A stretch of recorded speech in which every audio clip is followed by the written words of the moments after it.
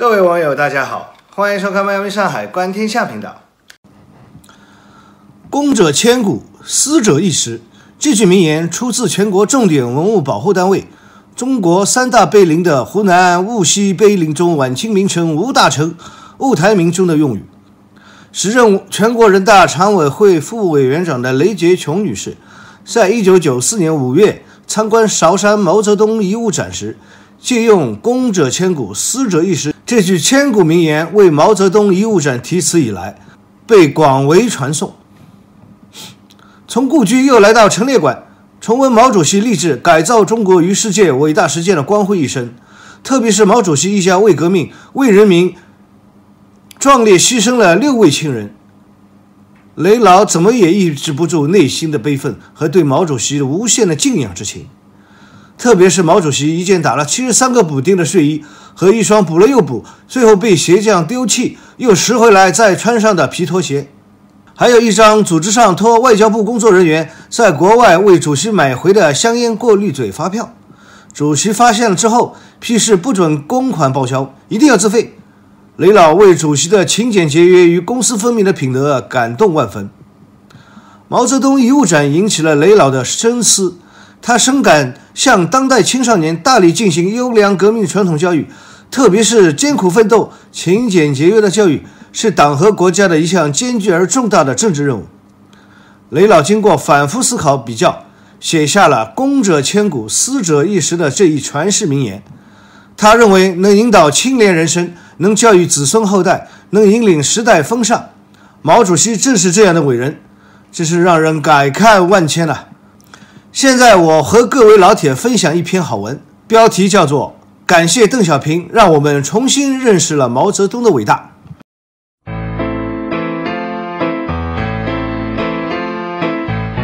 同志们，今天我在网络上读到这样一篇文章，感谢邓小平，让我们重新认识毛泽东的伟大。改革开放35年了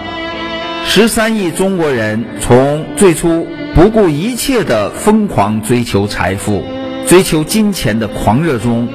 渐渐冷静下来，渐渐变得理性起来，开始静下心来，慢慢回头看，开始有一点思考，开始有一点反思，这符合事物发展的一般规律。正本才能清远，反思才能成长，对比方知真知，回头方知对错。37年前，随着伟大领袖毛主席的逝去，在中国大地上发生的一场政治变故，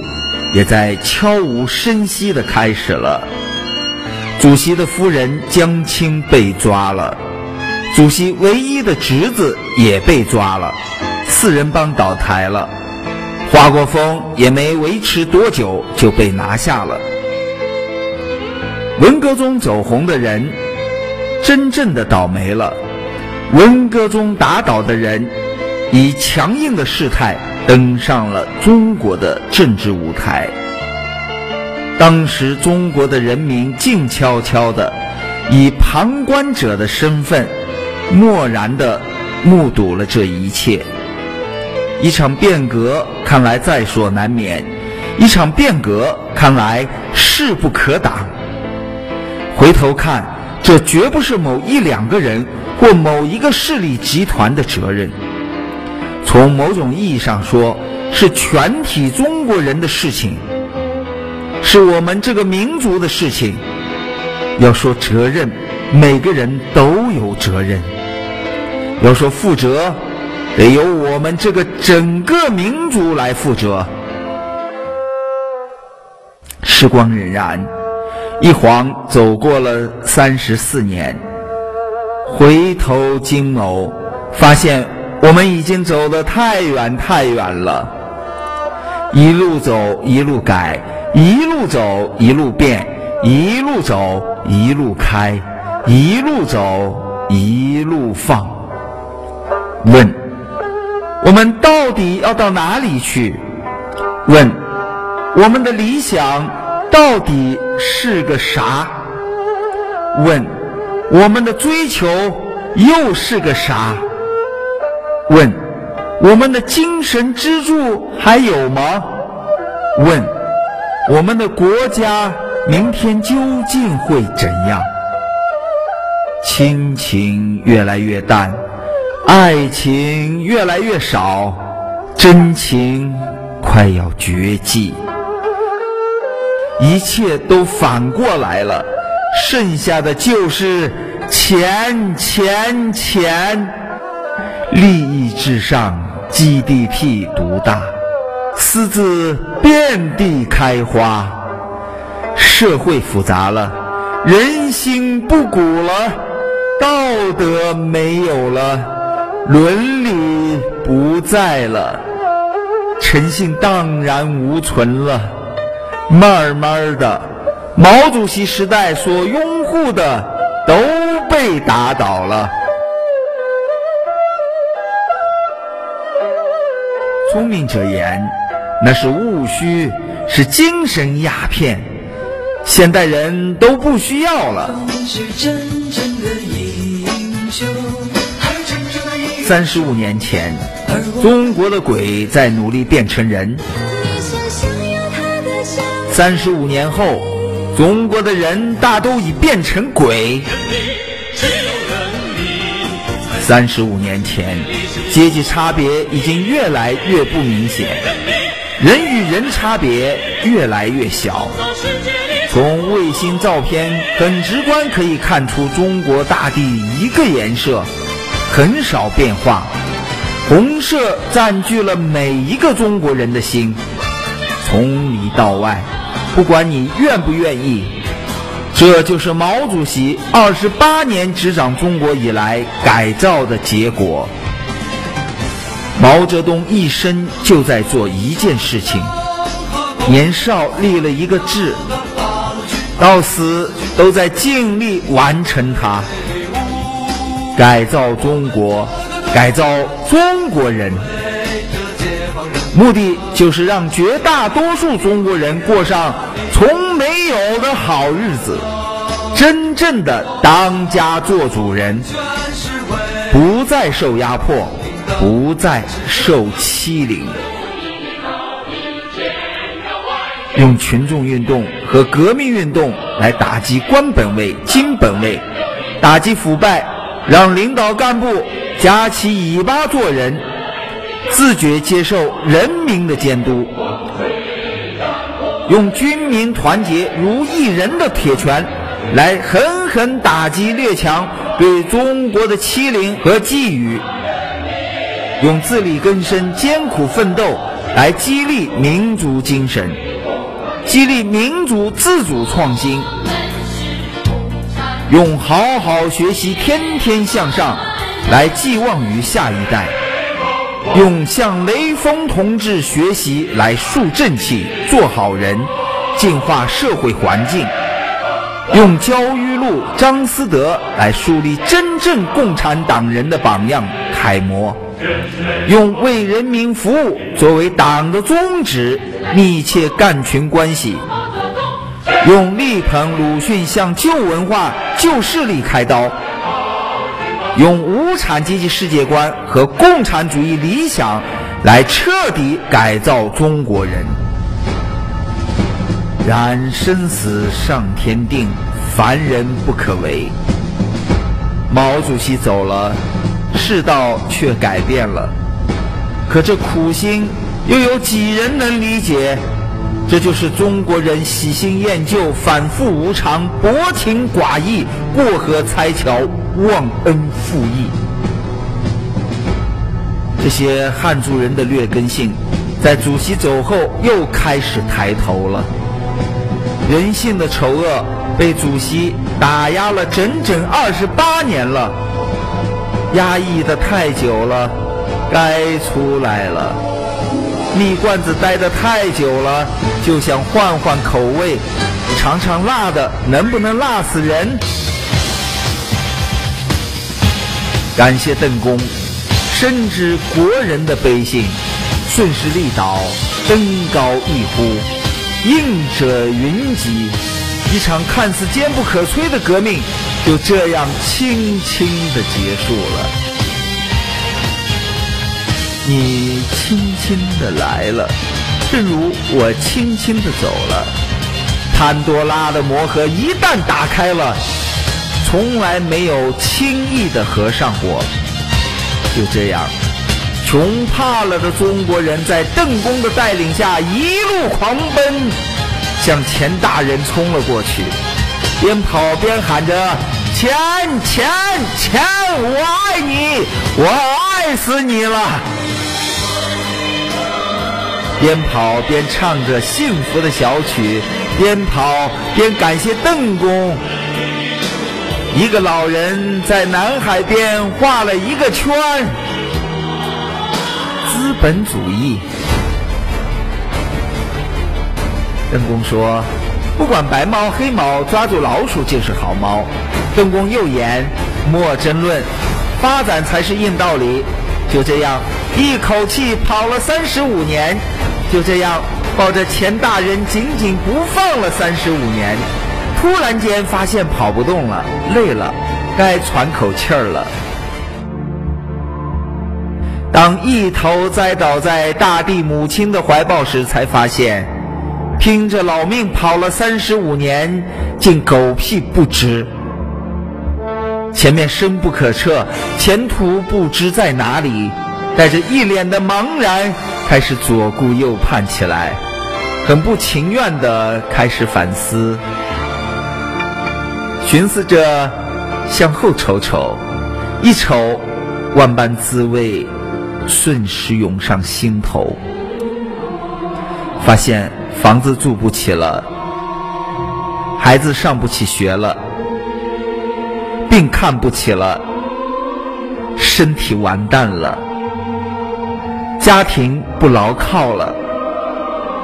亲情找不到了，爱情想都不敢想，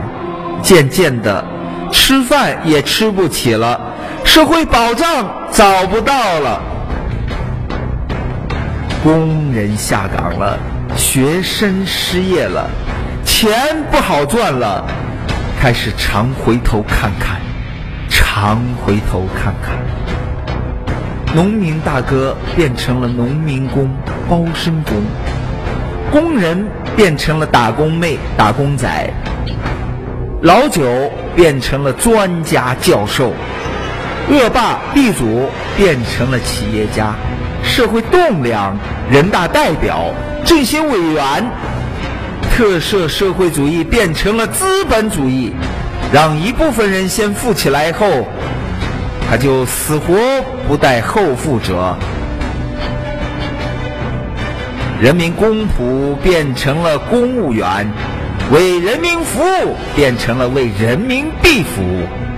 人民干部变成了人民贪官，从不拿群众一针一线到办事不给钱就整死你，从贪污几千就枪毙到贪污10几亿还是个死缓，从妇女能顶半边天到妇女不开放就没活路，从同志变成了先生小姐，卖孩子的有了，毒奶粉有了，吸毒贩毒的人有了，卖淫嫖娼的有了，赌博放高利贷有了，杀人的多了，罢工的多了。我们蓦然发现，国内95%的财富已经牢牢地掌握在5%的人手中。无产阶级这个被我们抛弃的名词重新来到了我们的身边，而且加盟的人越来越多，整个社会分层的事态日趋明显。这个时候，有人开始想起毛主席，想起毛泽东思想，一想不要紧，越想越吃惊。天哪！毛主席全预料到了，悔不该没听毛主席他老人家的话呀。骂毛主席的人开始闭嘴了，背叛毛主席的人后悔了，冷静下来的国人开始反思了。1976年，我们到底做错了没有？到底谁才是我们的大救星、领路人？学费总是要交的，这就是对中国德行2字最好的诠释。代价总是要付的，这就是对民族劣根性的最好回应。痛苦总是要来的，这就是中国人不长记性的最好回报。灾难总是要发生的，这就是对人性卑劣最好的证明。5000年中华历史反反复复，中国的人性不可没。再一次感谢邓公，没有这35年，中国人还是不长记性。社会主义好，社会主义好。我相信很多人只是在用嘴了，没用心。爹亲娘亲不如毛主席亲。很多人说这是迫于行政命令违心的在唱。东方红，很多人说是加工合成的。狡辩者说胜者为王，败者为寇，顺应了想干什么还不是执政党一句话。可35年后，当中国大地再一次响起这么久违耳熟能详的乐曲时，我们再也没有人说那是政府行为，是政治任务。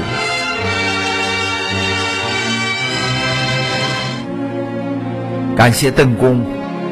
，35年后，快要消灭的阶级差别再次以强硬的姿态登上了中国的历史舞台。千万不要忘记阶级斗争再次回响在每个中国人的耳旁，就像一位慈祥的老人在对着自己刚刚走上社会的孩子千万般叮咛一样，是那样的亲切，那样的让人很想痛哭一场。感谢邓公，再一次用活生生的现实给所有的中国人上了一堂生动的政治课。感谢邓公，再一次让东方红在华夏大地响起。感谢邓公，再一次告诉了中国人是社会主义好还是资本主义好。感谢邓公，再一次让所有的中国人刻骨铭心地记起了毛泽东。感谢邓公，再一次让害人从自己跳了出来，淋漓尽致地把自己展现给世人。感谢邓公，再一次让中国人看清了自己的面目，认清了自己的德行。感谢邓公，再一次让汉语词典里的喜新厌旧、反复无常、薄情寡义、过河拆桥、忘恩负义、人面兽心、诚信缺失、道德沦丧发扬光大。感谢邓公，让世人再次领教了中华民族的劣根性。也许正应了那一句谚语，最好的教材往往都是反面的。也许毛主席生前早都预料到了身后的一切。